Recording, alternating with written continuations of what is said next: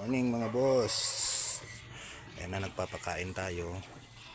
So ngayon umaga mag-i-inject po tayo ng Jectran iron supplement. Ayan. Kasi nakita natin medyo merong payat. So bibigyan natin sila ng 1 ml bawat isa.